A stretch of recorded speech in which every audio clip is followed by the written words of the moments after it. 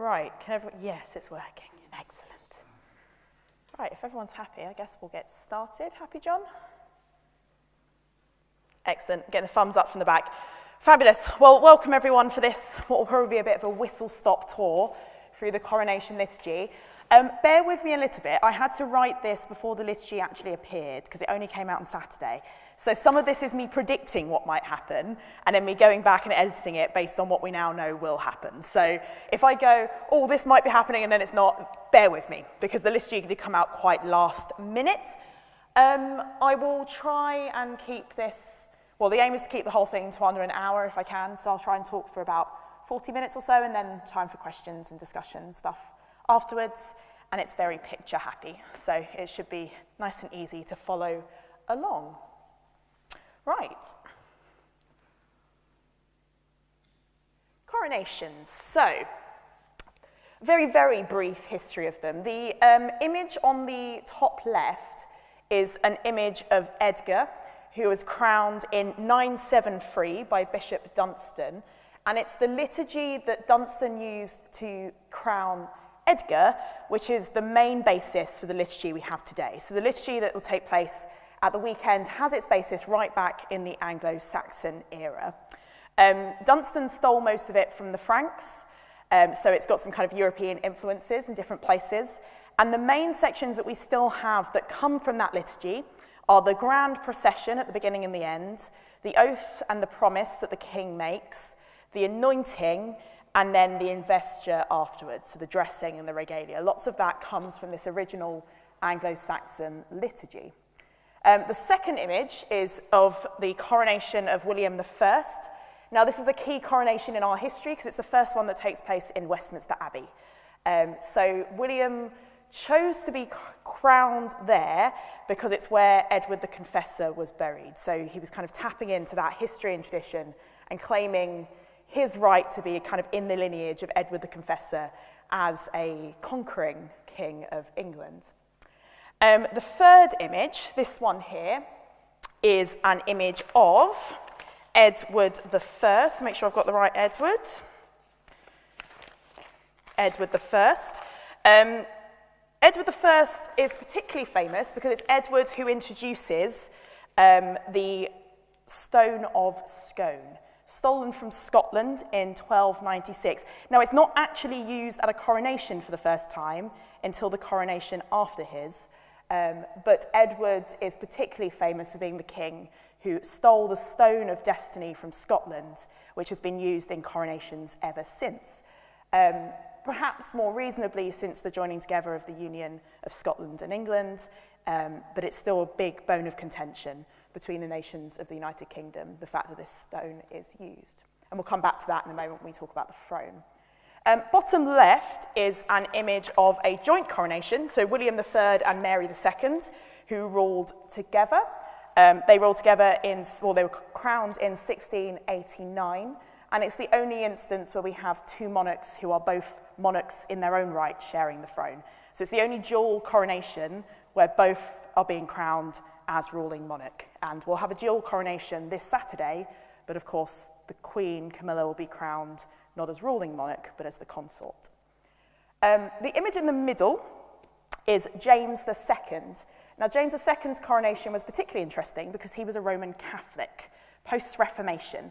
And as we'll look at later, coronations involve the Eucharist. And of course, that gets tricky when you've got a Roman Catholic king post-coronation. So in James's instance, he was crowned and anointed according to a Catholic rite the day before at Whitehall, and then the Protestant affair happened the day after. Bottom right is, of course, the crowning of Queen Elizabeth,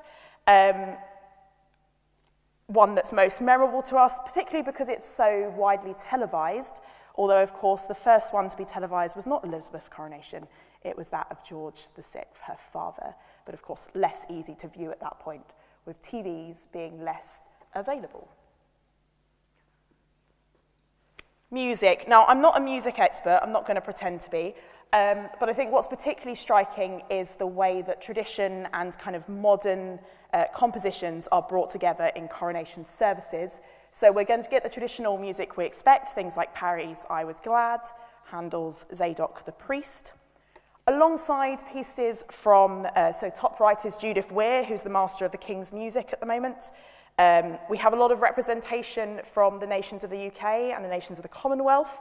So the woman on the bottom left is Alice Hughes, who's a Welsh royal harpist.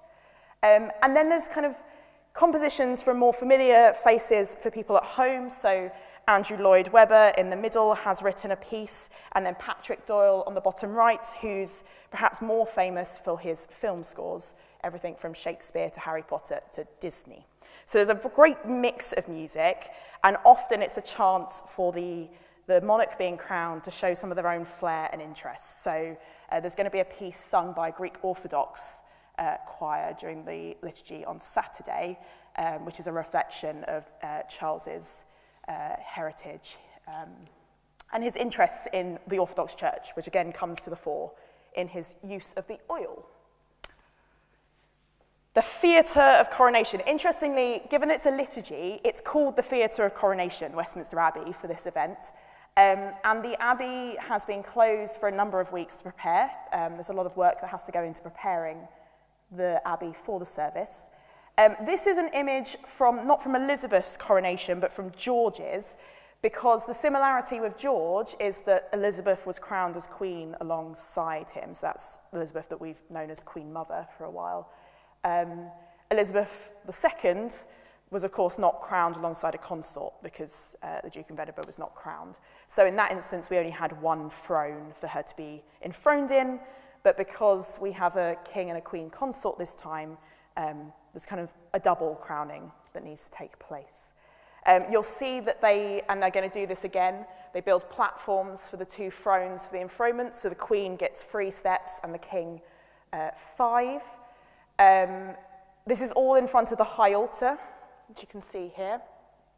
And notice in particular that all the chairs face the high altar, not the congregation, which is a way of signifying this is an act of worship happening before God in the same way as the priest would stand facing the altar when he celebrates the Eucharist in this church.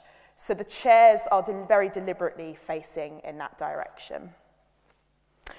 Westminster Abbey has witnessed 38 coronations of reigning monarchs. As I've said, the only joint one was William and Mary. And we've had 2 monarchs, Edward V, the boy king, who was one of the princes in the Tower, and Edward VIII, more recently, who abdicated.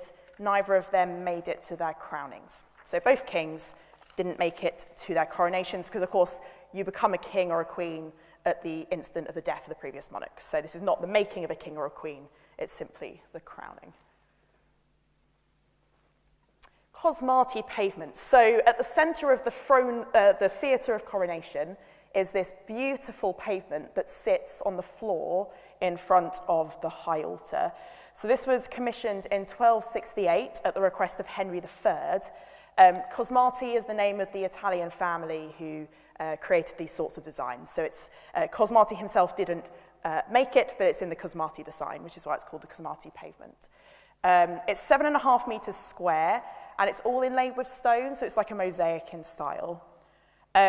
In the centre, we have this shape, which is meant to represent the earth, and then around it are patterns and colours that are supposed to conjure an image of the whole universe. So this is, of course, the kind of understanding of the universe from back in the Middle Ages, where the earth was considered the centre of everything, and this is kind of a representation of that. And in the original layout of the Abbey, before the shrine was put in behind, this is where Edward the Confessor was buried. So the idea is this is the spot, this circle in the middle, where Edward the Confessor was buried, where William I was crowned, and then all subsequent kings and queens have been crowned in the same place. So part of it is tradition, and part of it is a kind of claim of the glories of kind of Edward the Confessor and all who follow after him. And interestingly, they've stripped this right back for the coronation this year. Sometimes, if we go back to the previous image, you can see most of it's covered, uncovered underneath the throne, but actually mostly covered. In this instance, to the best of my understanding, it's being left uncovered on Saturday. It's uncovered in the Abbey at the minute, so I'm assuming that's what's going to happen. Thrones. There are actually 5 chairs involved in the coronation on Saturday. 2 of them you can see just tucked away here. They sit on the south side of the altar. And these are the chairs of estate. So these are the chairs that the king and queen will go to initially during the service. And it's where the oath is taken, and it's where the presentation of the Bible will take place. This chair here, interestingly, facing the opposite way to what we're expecting.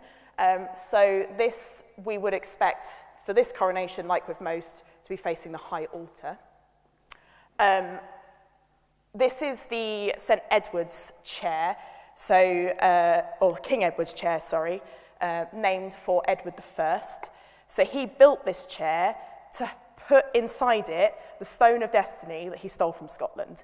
So he stole the stone from Scotland, brought it down to England, and had this throne made to place the stone inside, and the stone goes in this space under here. And interestingly, the key thing for this throne is this is where the crowning happens, but it's not where the king is enthroned. And that's why you have 2 other chairs, because the crowning and the anointing happens in the old one, and the enthronement, the placing in his seat, his throne, happens in the newer thrones at the front. So you'll see on Saturday, the service starts in the less ornate chairs at the side. It moves to the famous King Edward's coronation chair in the centre, and then they will move to these thrones before the homage is made, which is the kind of state side of things. So 5 thrones, not 1. Order of service. So what makes the coronation really interesting is there's no service book on the shelf that you can pull off and use. It has to be reinvented every single time, which is particularly interesting given the Church of England is so fixed in its liturgy. The BCP was created to give an act, to create uniformity, to provide uniform worship. But there's no coronation service in the Book of Common Prayer. There's lots of other things, no coronation service. The kind of original medieval liturgy came from this book, which is called the Liber Regalis, which is the King's Book, which is still at Westminster Abbey. So there was a medieval liturgy that was in here, but that rite has changed and changed again and again with different kings and queens, not least post-Reformation with the changes to the Protestant religion, and then the kind of chopping and changing of Protestant king, Roman Catholic queen, etc., during the Reformation period. The Eucharistic rite came in during the medieval era, so that's all contained within this book. And as I say, each coronation takes its own kind of fresh shape, and new things are added. It's a deeply traditional liturgy, but there's room for change each time. So this time, we're expecting a greeting from a chorister at the beginning. So there'll be words a chorister says as the king arrives, and the king will respond. And his response, if I can find it here, will be, "In his name and after his example, I come not to be served, but to serve." So I think Charles is picking up that imagery of service that was so important to Elizabeth and carrying that forward. So that's being added at the beginning. One visible change, there'll be a lot more women involved because we've ordained women as bishops since the last, as deacons and priests as well, but also as bishops since the last coronation. So the Bishop of London, Bishop Sarah, will be giving the gospel reading. We wouldn't have had that last time. For the first time, the king will be saying a prayer by himself out loud. So in the previous coronation, Elizabeth prayed silently at the beginning. The king will do that as well. But there's a prayer that's been written specifically for the king to say during the service on Saturday. And we suspect that's one of the first times the public would have heard the king praying liturgically in a kind of setting like this. So that's strikingly new. The homage is going to be different. So instead of a homage of nobles, we're going to have a homage of the people. You've probably seen that in the press. So there's been an invitation for people to join in at that point in the service. That's new. And there's an ecumenical blessing, which probably speaks to the king's kind of interest in ecumenism. So a number of ecumenical representatives will bless the king. It's one long prayer, and they're kind of taking sections of it each. Again, something strikingly new that may not have been possible in the 1950s is because of ecumenical developments that have taken place since. Saturday is all about church and state coming together. So it's presided over by the Archbishop of Canterbury. Lots of it looks like a service, lots of it is liturgy. But key moments, the enthronement, the homage, the oath taken, are important state acts. So it's not all church on Saturday, it's a very deliberate combination of church and state. Now, one of the interesting things that's cropped up in, the last few years really, as we prepared for Charles's reign, is the question of defender of the faith. That's been a kind of controversial question of recent years. Will the king choose to be defender of the faith? It looks like he will. The expectation is he will frame himself as the defender of the faith, legally speaking, but he's kind of picked up this phrase of protector of faiths at the same time. So I think he's trying to embrace the kind of multicultural interfaith nature of the UK, but the actual kind of legal fact of him being a defender of faith in terms of the Church of England is not going to change.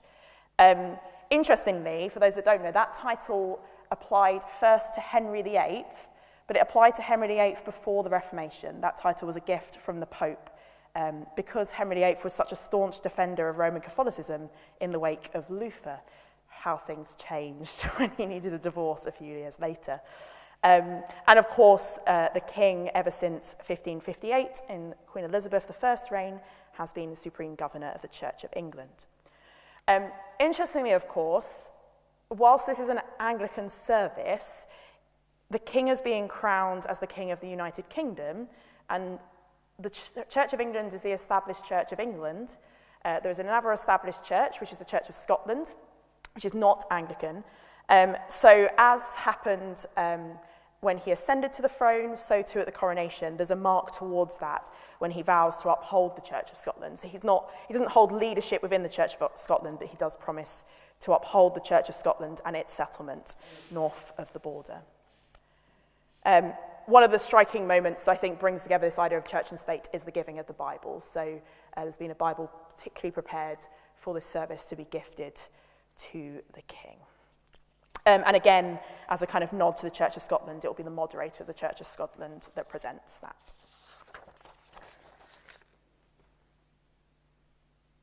Now, as far as I'm concerned, what makes the coronation really interesting is it's a bit of a hodgepodge of lots of different types of liturgy that we see more regularly.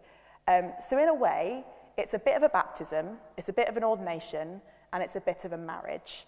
And Alison Milbank, particularly want to credit for this, who is a professor of theology and who's given some kind of talks on the coronation in recent weeks. And she has repeatedly said this, that the service represents the symbols of baptism, ordination, and marriage.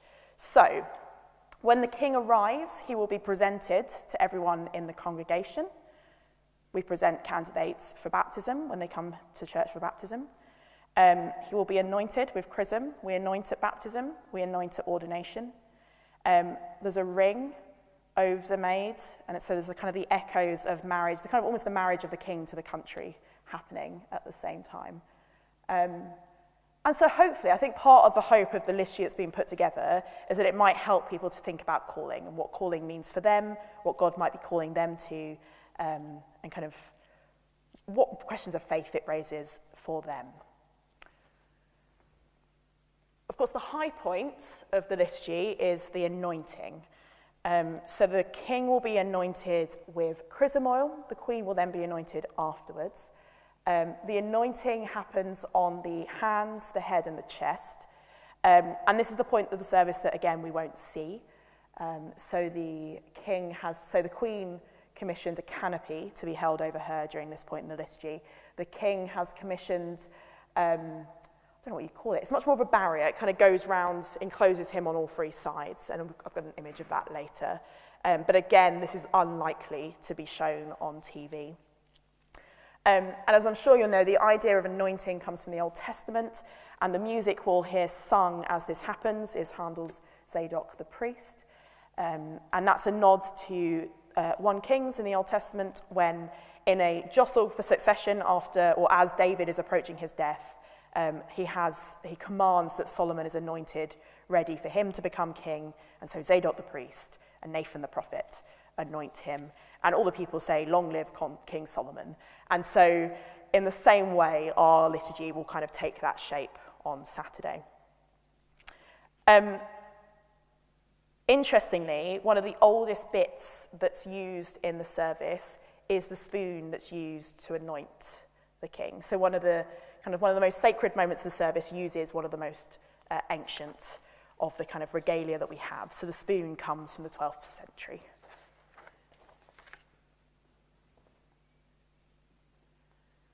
The other thing that's quite evocative of ordinations is the clothes that the king will wear. So it's remarkable how many costume changes you can fit into one service. The king will come in as George is dressed on the left-hand side, wearing the robe of state, which is the red robe that we see whenever the king or queen is in Parliament. So that one's probably quite familiar to us. When it comes to the anointing, he will be stripped down to plainer clothes, and the clothes he'll wear is called a colobium syndonis, which means a simple tunic, which Elizabeth didn't wear because she wore a simple dress instead. And the one that Charles will be wearing on Saturday is borrowed from George VI, so it was first used in 1937. And then after the anointing, as part of the kind of process of him being given the objects of the monarchy, Charles will be vested. And he will be vested in what's called a supertunica, which is the kind of gold underclothes you can see here. He'll be vested in a stole, which is of course a priestly item. It's called the stole royal. He'll be given a girdle around his waist, which is just about visible in the middle picture. A glove will be placed on his right hand, ready to receive the scepters and the orb. And over top of all of this, he'll be given the imperial mantle. The supertunica is a bit like an alb, very shiny compared to ours, but a bit like an alb. The stole is deliberately evocative of a priestly stole, and the mantle looks a little bit like the copes that we wear in church. And this is all very deliberate. The king is deliberately dressed as a priest at this point in the service. And it's the only time he'll wear these clothes during the coronation. And I think it's very deliberate, and we'll come on to this a bit towards the end, but the idea that's trying to be invoked is the suggestion that the king is somehow representing the nation before God, in the same way that a priest would represent the people before God in a liturgy in church. So there's almost priestly role that's taking place.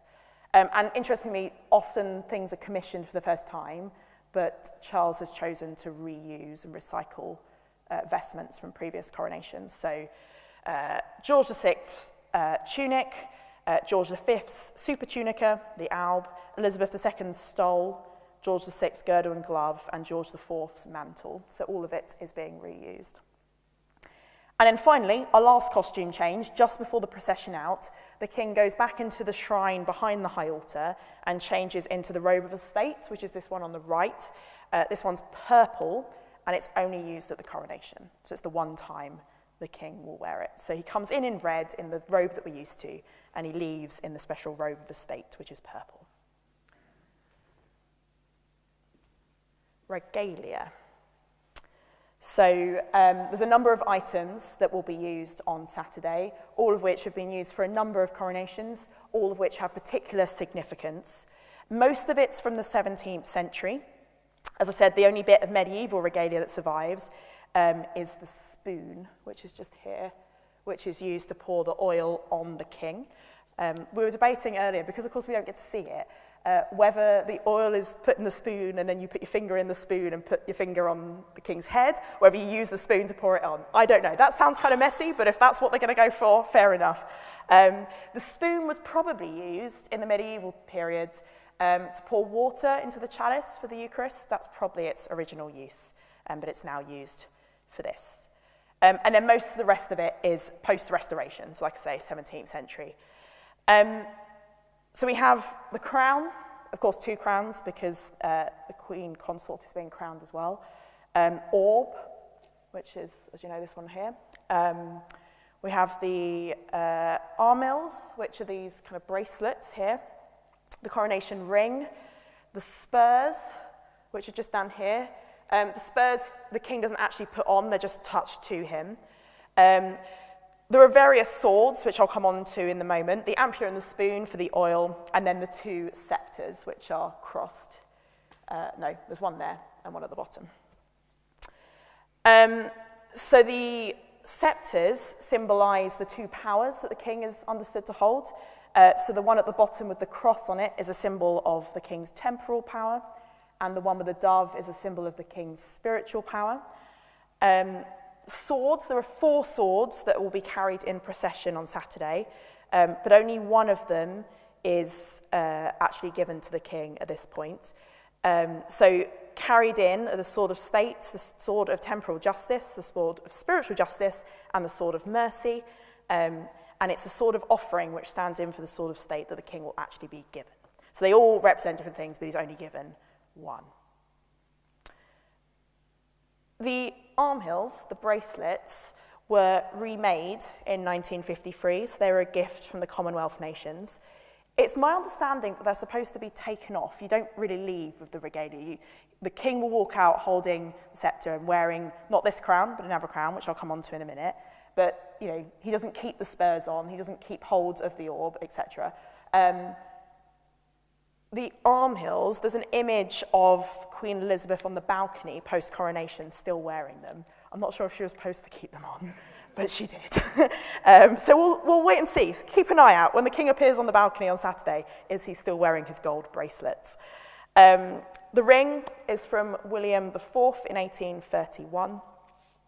And the sceptres, you will hear called different things. They're both sceptres, but occasionally the one with the dove is called the rod, so you might hear the sceptre and the rod being given over. It's basically the 2 sceptres. The dove one has been known as the rod of equity and mercy, so that's where that comes from.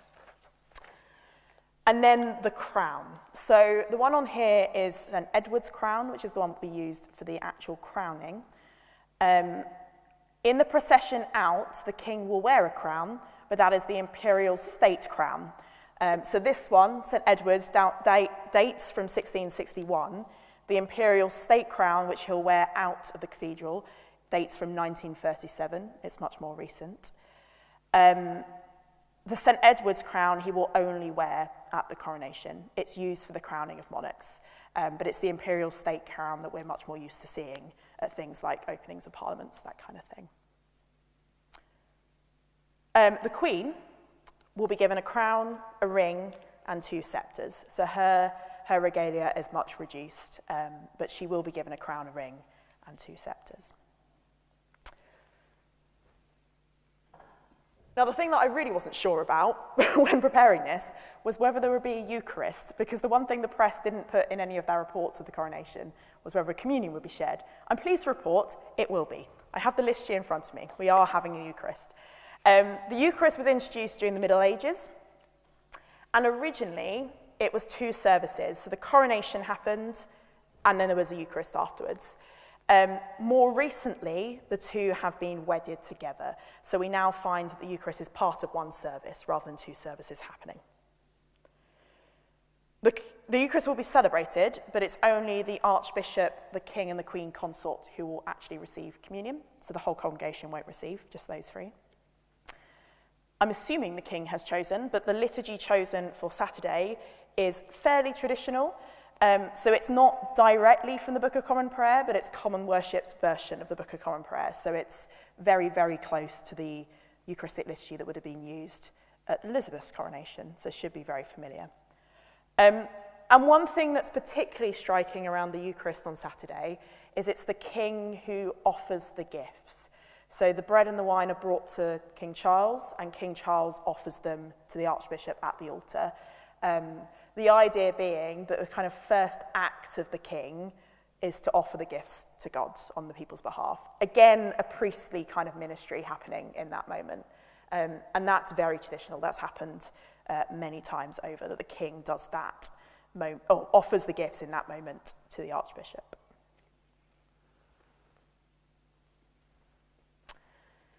Just a few kind of thoughts that the coronation raises. The first thing that's really interesting about the coronation is the way that it brings together theology, state power, kind of culture, tradition, folklore, kind of lots of the kind of riches and imagination of the nation are brought together in this service. So, the stone of scone or the stone of destiny, for instance, is claimed to be the stone on which Jacob rested his head when he dreamed of the ladder with people ascending and descending before heaven. Chances are it's probably not, but the whole point of legends is they grow up around things like that. So like there's a kind of an association back to some sort of scriptural image.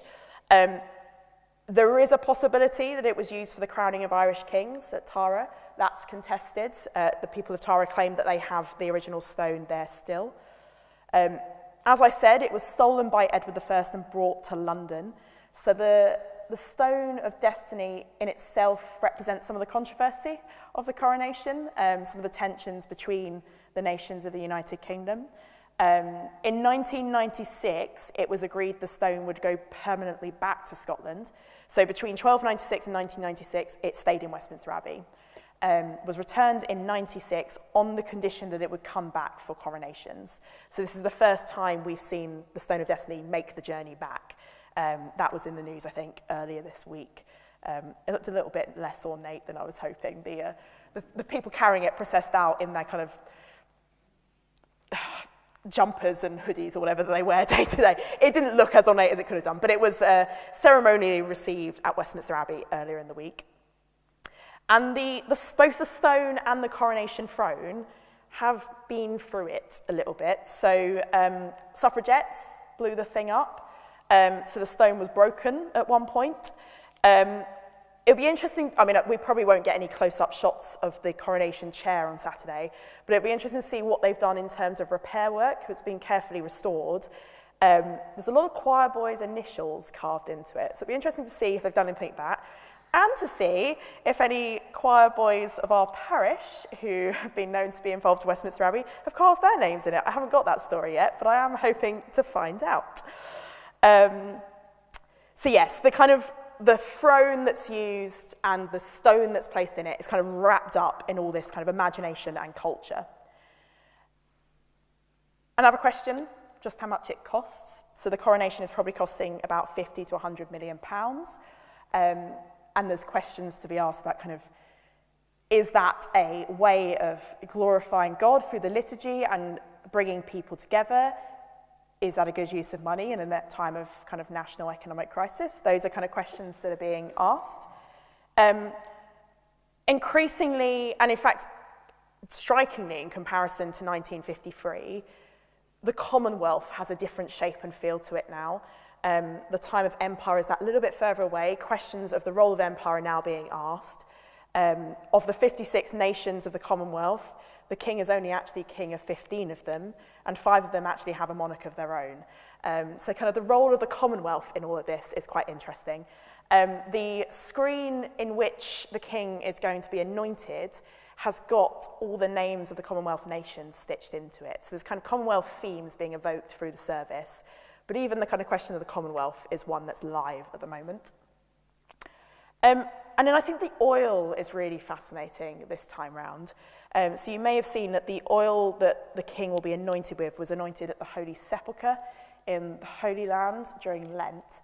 And the consecration was a joint act between the Anglican Archbishop in Jerusalem and the Patriarch of Jerusalem. So an Anglican Orthodox service took place to prepare the oil. The olives inside it come from the Mount of Olives and the Monastery of the Ascension. And so there's a kind of a nod to the burial place of Princess Alice of Greece, the king's grandmother, and to kind of his love of the Holy Land. And he clearly has a strong affection for, as his father did, noticeably from Philip's funeral service, for the Orthodox churches. So some of that's going to come through on Saturday, and some of that will be coming through in the use of the oil. Another couple of things to watch out for. The the processional cross that's coming in has had relics of the true cross put inside it, which in itself is an interesting development because relics aren't really that Anglican. So a Church of England service with relics in it is interesting, and raises the question for really nerdy liturgical types of what do you do when the processional cross goes past? Do you kiss it? Do you genuflect? Do you bow? Who knows? But there are relics that have been placed in the cross, which was a deliberate choice of the king. And then one to particularly watch out for, The gospel is going to be read from the Augustan Gospels, which were carried across in 597 to be part of the process of evangelizing the nation into the Christian faith. So the Augustan Gospels, ancient texts that are pivotal to the kind of Christianization of this country, are going to be used in this service. So keep an eye out in particular for that. I mentioned earlier, and if you come on Sunday, I'm going to whittle on about this in my sermon as well, the monarch is kind of in persona Christi, which raises some really interesting questions about kind of what a king or a queen is for. The idea of being in persona Christi is the idea that someone, a human person, isn't Christ, but acts in the person of Christ, and it's traditionally used to describe the priest at the altar. So in the kind of Catholic tradition, the priest at the altar stands in the person of Christ when they say the Eucharistic prayer. And in a sense, the liturgy is trying to evoke some of that the king is the kind of intercessor for his people, the nation, before God, which is why he will be dressed like a priest at one point, which is why he will be anointed like a priest is anointed. Obviously, he leans into the image of Christ as king. That's, he's king. That's pretty obvious. How the king can lean into the identity of Christ as prophet is interesting. Christ as a prophet is taken to be a kind of description of his teaching ministry. So it's a question of kind of how might Charles be a teacher for the nation is an interesting question to ask. But prophecy is also a kind of question or a theme associated with kind of challenge and asking difficult questions. And so part of me wonders if the king's interest in environmental issues, for instance, may be a way of him leaning into his role of being something of a prophet to us in the years ahead. And then finally, just some thoughts on monarchy in the modern imagination. It's interesting, a coronation is a really good chance to reflect on what's a monarchy for, why do we have one, do we need one anymore? But the idea of monarchs is kind of writ large in the modern imagination in ways that we don't really think about very often. It's a bit tongue-in-cheek having an image from Disney, but actually so many of our films and literature have some idea of a ruler, a king or a queen, kind of written into the narrative, often a ruler who has to kind of fight to earn their right to lead a people. There's something about genealogy and privilege and kind of the inheritance of leadership that's still writ large in our kind of creative imaginations. Of course, the monarch appears in all sorts of places, coins, postage stamps, there's a sense in which it's writ large in our imagination because we see the monarchy represented in so many places around us. I think it's really interesting that we're crowning a king in the same week as we're holding elections, because of course one of the big questions around the monarchy is, should we have an inherited position for head of state or an elected position? And I think some of that is, writ large in the imagination this week, where we see kind of our monarchy and our democracy in action at the same time, embracing one another. And then these last two images on the right are again just a kind of way of thinking about some of the controversy that does still surround what's going on Saturday. So we've talked a bit about the Stone of Destiny at the bottom, stolen from Scotland in the 13th century, and a group of young Scots tried to steal it back in the 20th century. This is still a hotly contested item. And the one on the top right there is I'm probably going to say this wrong, the Koh-i-Noor diamond, which was stolen during the Anglo-Sikh War.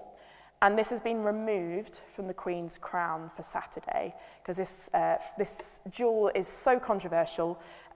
It's considered to be kind of stolen goods, stolen from the Indian subcontinent.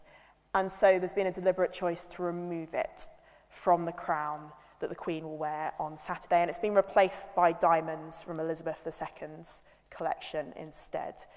And so I think, tying into those questions of the Commonwealth that I talked about earlier, the coronation is a chance to think and reflect on the place of the monarchy in our nation in the world, and it's conjuring up some of these questions that are live anyway in society about how we live in a kind of post-colonial climate. Right, I have talked for about 40 minutes. I'm going to wrap up there, but I thought I'd give us an opportunity to have a discussion, ask any questions. I will do the best I can to answer them. I do have a copy of the liturgy in front of me, so if there's anything specific, I can do my best. But yeah, any thoughts, questions, reflections on previous coronations you've seen, because this is my first, so.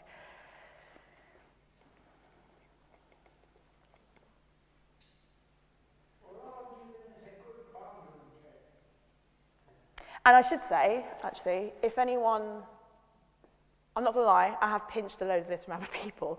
So if anyone is particularly interested, there's a lot out there at the minute, obviously, on the coronation, both exploring the kind of intricacies of the liturgy, exploring the music choices, exploring some of the theology. So if you're interested to know more, I can happily point you to additional resources.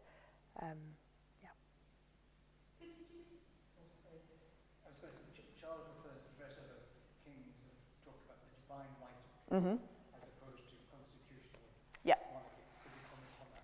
Yeah, so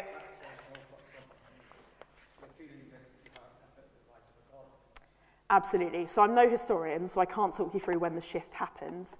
But the kind of, that post-Reformation era is particularly marked by this idea of the divine right of kings, that the king is called by God. And the problem comes with the abuse of that power. And of course, you see that writ large, particularly in something like the French Revolution. Interestingly, we've shifted to a language of constitutional monarchy, and actually more recently, especially under Elizabeth II, shifted to a language almost of a welfare monarchy, where kind of service of the nation is writ large. And it's been interesting listening to people speak who've been speaking theologically and kind of reflecting as the church on the service, because where that language of service has been really attractive historically in the kind of last century, it's not really the language of divine right of kings, but the language of calling is creeping back in. And I think some of that was there with Elizabeth II, the way she spoke about kind of stepping into her role as a young woman and asking us to pray for her as she did that. There was a sense of calling that the Queen spoke of, which I think is coming back into the kind of discussion around the monarchy, which hopefully is a sense of calling that gets away from that divine right of kings issue, but I think which is talking again about the monarch as someone called by God to serve the nation. So it feels like some of that divine, whilst it's not divine right, divine calling is perhaps a language that's being used more and more, certainly as a result of Elizabeth II's reign.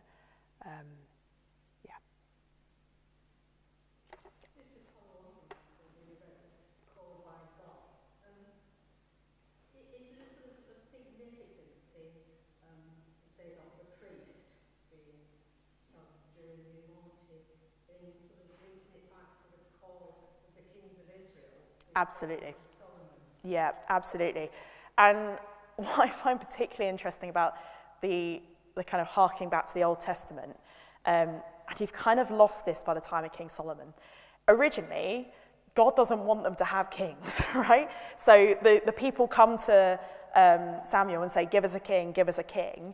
And so Saul is made king because the people won't stop badgering God for a monarch. And God's response to that is, well, I'm not going to give you a king because when I put you under a kind of system of judges, you couldn't manage under that system either. Like, your issue is willingness to kind of serve me. And that has kind of fallen away in the Old Testament by the time we get to David and Solomon. The king, like, monarchy is suddenly the center of what it means to be the people of Israel. So it's a deliberate harking back to that kind of high point of the Israelite community with a monarch leading them. But I think it's interesting reflecting on the fact that with such a grand event as a coronation, there's a risk of putting our monarch on a pedestal and kind of, the monarchy is the best way of running a system of government. The monarchy is beyond reproach. Of course, none of that is necessarily true. And actually remembering some of the origins of monarchy in the Old Testament and the more complicated history than I think we usually remember is perhaps quite helpful. neither Saul, David, or Solomon were actually that good as kings in some respects. In some respects they were, in some respects they weren't. And as a way of kind of reflecting on the fact that, you know, the king has been alive for 70 odd years before he gets to his crowning, and there's a lot of history that comes with him, and reflecting on the fact that he's not perfect, and so actually we have a monarch who comes with a complicated kind of human story. Is perhaps a more accurate kind of reflection back to the Old Testament. But yes, it's deliberately conjured in that moment. Handel deliberately wrote that piece for the anointing to evoke the image of Solomon. I don't think, let me just double check, I don't think the passage is being read. No. So the readings for Saturday are from Colossians and from Luke's Gospel, which in itself is quite interesting. So Colossians, it's the passage about Christ being at the centre of the universe and having that image conjured whilst the king is sat in the middle of the Cosmati Pavement, or preparing to sit in the middle of Cosmati Pavement, itself a kind of symbol of the universe. And the Gospel will be Luke 4. So Jesus coming into the synagogue and reading from the book of Isaiah. The Spirit of the Lord is upon me, he's anointed me to preach the gospel, to heal the brokenhearted, deliver captives, give sight to the blind. Again, that kind of image of calling coming through. Sorry, that was mainly a waffle, not an answer to a question. Yeah.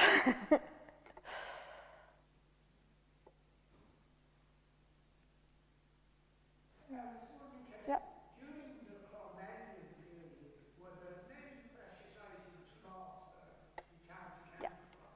Yeah, I think it's striking that so much of the regalia dates post-Commonwealth.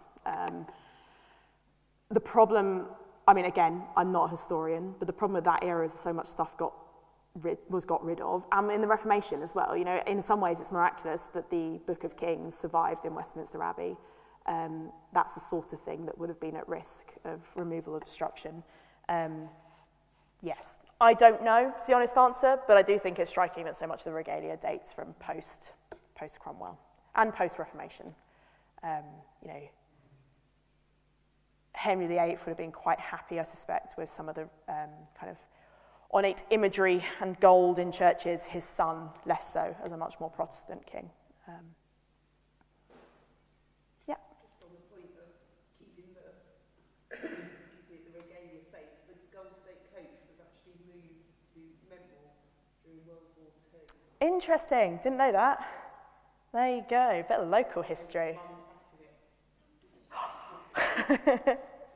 And again, you know, coronation's practicality, they're not using the usual coach because it's really rickety and uncomfortable. You know, coronations and the processions around it, they take the shape they take each time depending on kind of need and circumstance as much as tradition. It's an interesting kind of reflection on what tradition actually is. Tradition is a living thing that takes different form over time, and the coronation kind of represents that as it changes and grows and things get scrapped and new things get brought in. You know, no two coronations are the same. And if anything, I mean, I said at the beginning that the modern coronation in some ways harks right back to King Edgar in 973, but in many ways the liturgy we have now is basically the one that William and Mary were crowned under. The kind of the shape of it is more like that one than it was Edgar's. Kind of the themes, the main moments still happen, but the liturgy used in the late 17th century is pretty much the one we've got now, with a few tweaks here and there. Right, unless there's any more questions, I think I'll wrap it up. Marvellous. Do come along to things this weekend. So we have church open from 2:30 to 4:45 tomorrow, with lots of activities for children and adults alike. Chances to pray, kind of come and enjoy the space. 5 o'clock, we're having, not sure what to call it, an informal civic service. Is that what we're going for? We're going to be joined by the Bishop of Bedford, the Deputy Lieutenant, the Mayor is coming, and we're going to have a kind of short service of prayer, probably about 30-45 minutes long, to pray ahead of the coronation, and then we will have coronation-themed things on Sunday, including Parry's I Was Glad at the 9:30 and Zadok the Priest at Evensong. So if you want to come and hear some of the music, there's a chance to do that on Sunday. Great. Thank you very much. Thank you for coming.